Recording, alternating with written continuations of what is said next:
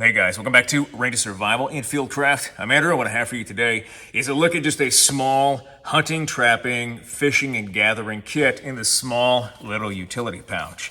It's got everything in it that we need, all the basic or the essential items. We're just going to need to make sure that we have, obviously, our belt knife and maybe even a Swiss Army knife for that multi-tool on us, to be able to harvest materials off the landscape and then craft them for the other items that we're gonna need to complete this kit. So this is gonna have all the essentials, and we pull from resources around us to craft everything else that we need for hunting, fishing, gathering, and trapping.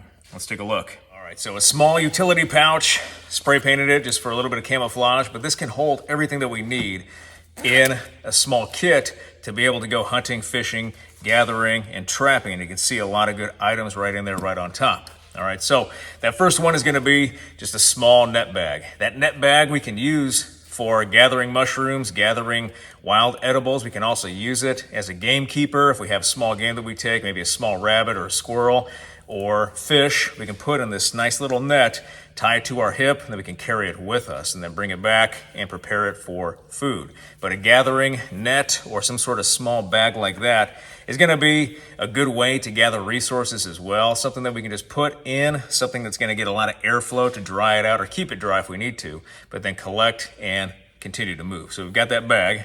Next, in no particular order, we've got slingshot band. With the band, all we need is ammo and then the actual slingshot itself. And here I've got an example of that.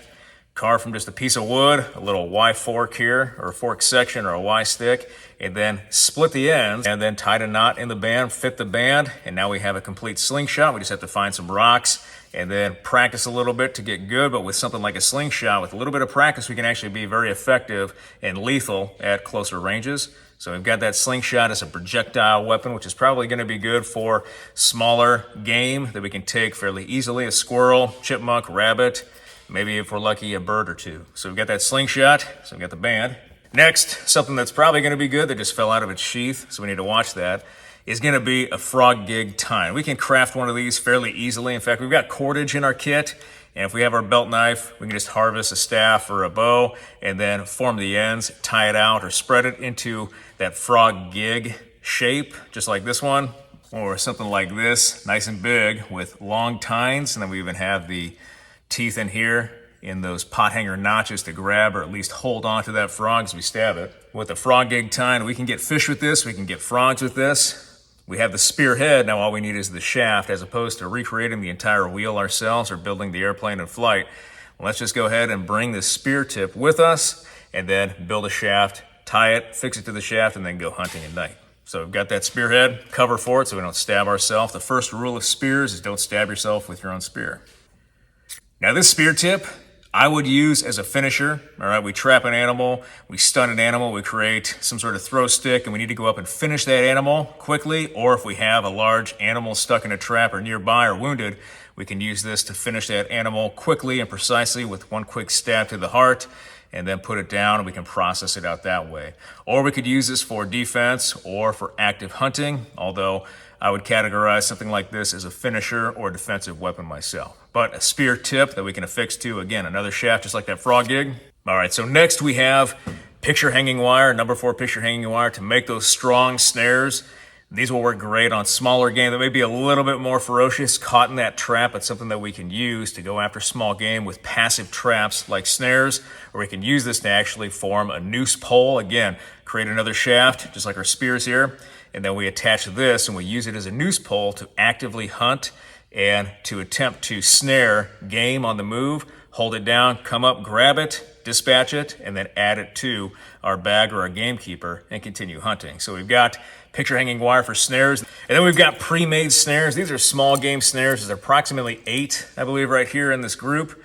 And these small snares are going to be great because we can set these out and they will hold decent sized animals. So rabbits, squirrels, maybe even small possums or mink along the waterways, but we have 8 snares here that are ready to go. All we have to do is attach these maybe with a little bit of our picture hanging wire to a point, or get a stake and stake these out, or maybe even create a spring pole. And we can use these along known animal trails where there's lots of signs, scat or spore on the ground, and we can use these to get a meal as well. So pre-made snares are always good. We don't want to always rely on picture hanging wire or basic brass snare wire like I have right here, which is going to be that next item, to get food up the landscape. Pre-made, man-made snares like this, strong ones, meant for small game, are still going to be very good for a kit like this, and they fit in here perfectly and guarantee us at least a meal or two before these are actually pulled apart. And hopefully these last a long time and the animal doesn't destroy these once they get in them. Those snares, and then there's that brass wire. Again, from all the survival training, using brass snare wire to set up small passive snares in underbrush, this will absolutely grab a rabbit and kill that rabbit once it gets caught up in the noose in a neck hold, or at least hold it for a time or two with a body hold snare. But we can use this to set passive snares out on game runs or trails where we can get small game like that fairly easily. We could also use this wire, again, for snares, but we could use it with spring poles or snares that have engines to collapse that noose very quickly around the animal once it's triggered. So we've got that. Then we've got 550 cord. That 550 cord is going to be great for utility cordage for our spring poles. We can also take the guts out of this and make it a net. The intent with this is to use it to help with our spearheads and connecting them to the poles, but then also for trap development, trap making. A little bit of cordage, approximately 25 feet right here of type 3 paracord, is going to be great for setting up traps. All right, speaking of cordage, next we've got, I believe, number 9 or 12 bank line, very small, thin bank line that's going to make great snares, great traps, and helps with construction. So we can use this to construct as well. Here I've got just an example of an arrowhead, man-made, that's fit into a shaft, ready for a spear or for flinging from an arrow. Obviously, we would want to apply some adhesive to this in some form, but we have an arrowhead right there using the same cordage, and we can use this for traps and snares. We can also use it for improvisation. And because this is tarred mariner's line or bank line, we can use it at the water's edge, which is the design. We can use this even with that 550 cord to create a trot line or a night line or underwater subsurface traps. We can use this with L7 triggers.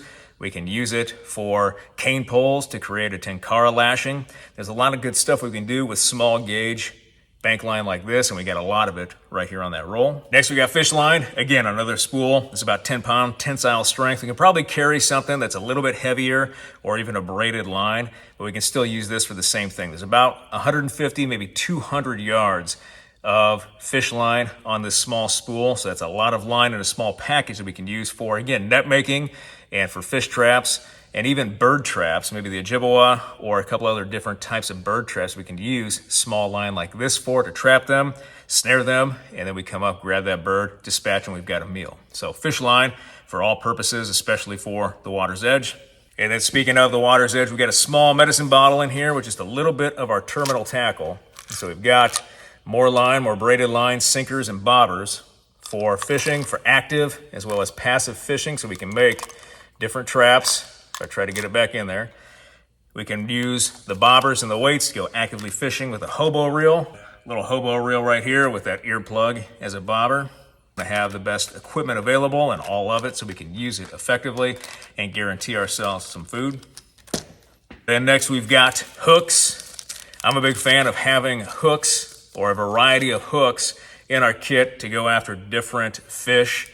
If we know there are larger fish in the area, we can go with some of the larger hooks. If we know there are smaller fish, we go with the smaller hooks. But you know what they say, small hooks catch both big fish and small fish, but big hooks only catch big fish. And so we want to target those species and target those fish effectively, and we can use a lot of these for passive traps and then use a lot of them for more active fishing techniques with bait that we find around the area, maybe bait that we collect, again, in that little mesh bag. And we can throw the bait in this pouch, obviously.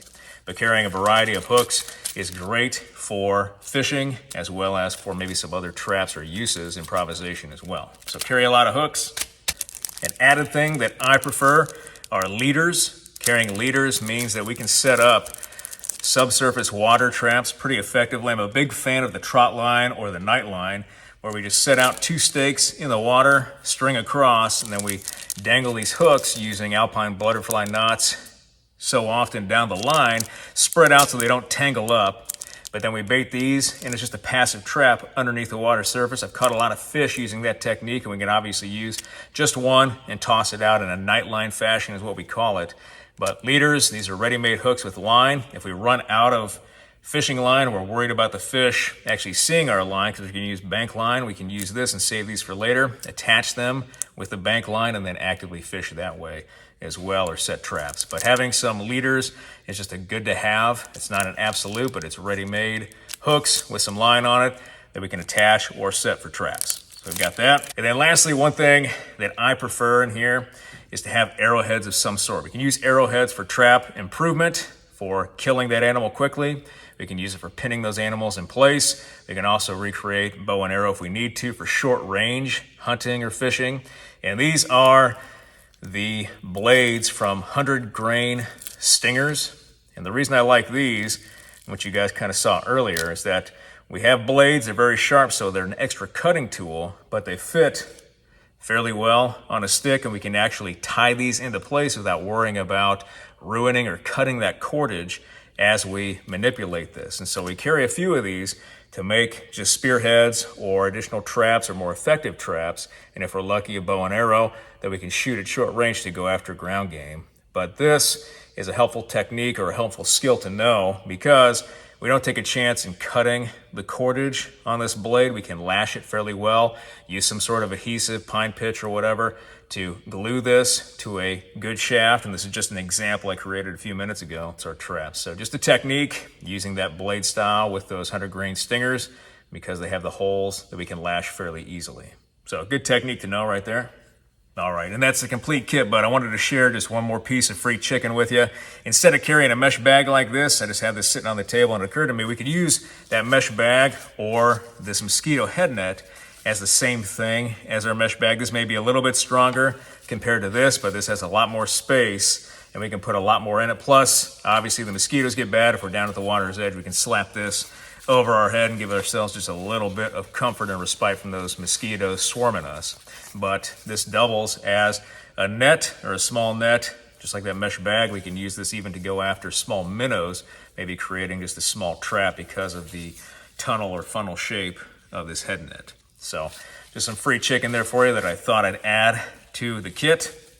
All right, guys, so a down and dirty video today on a basic or very small hunting, trapping, fishing, gathering kit in a utility pouch just like this. So the aim of this was to be able to hunt actively, and then to trap passively, and then fish passively, actively, and then gather materials at the same time, or gather resources or wild edibles fairly easily in a small package like this. Something that could fit in a utility pouch that's very small, where we carry just the basics and recreate a lot of the things off the landscape for spearheads, for arrowheads, hobo reels, cane poles, as well as stakes for snares, and then some fishing or trapping implements to include maybe some projectile weapons as well with that slingshot. So a down and dirty video today just on a kit carrying the basics in a small pouch. Really hope you liked this video. If you did like this video, hit that like button, hit that subscribe button, leave me a comment in the comment section. I always appreciate your feedback. I want to thank you guys for what you do for me, for this channel, for your likes, your views, your subscriptions, your comments, your feedback, and your shares. And I will be back with another video as soon as I can, guys. Thanks.